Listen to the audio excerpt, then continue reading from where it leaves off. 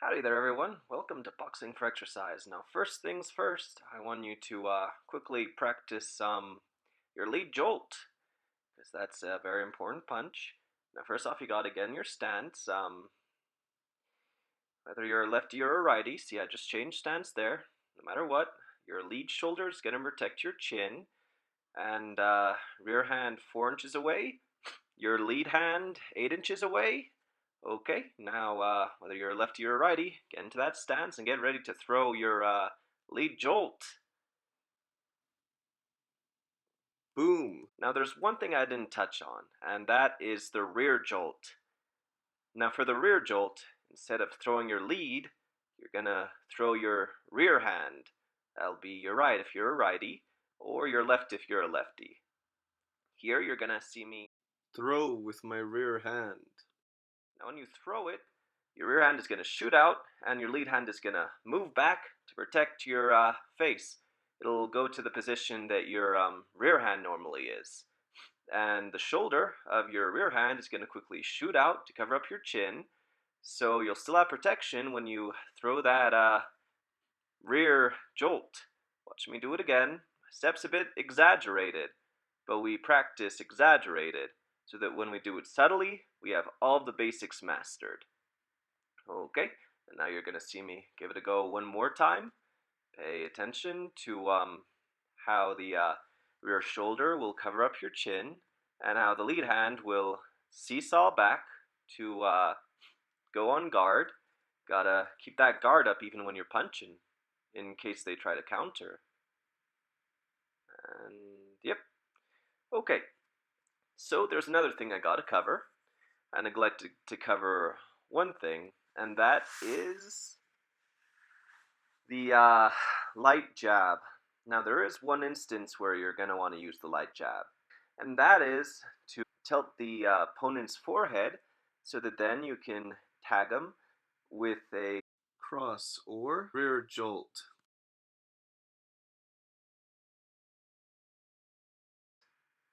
So yep, you whip out that light jab, that'll knock them in the forehead. And then, once you get enough practice down, you'll be able to quickly throw a rear jolt to tag them. Ooh, I accidentally turned it. Now, the thing is, when you're shooting for the opponent's head, their chin specifically with that rear jolt, you want to aim with your fist up. Otherwise, you'll curve the punch.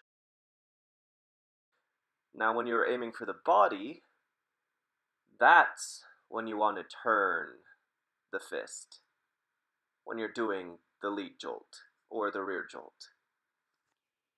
With the lead jolt or rear jolt, straight to the head, you turn for the body.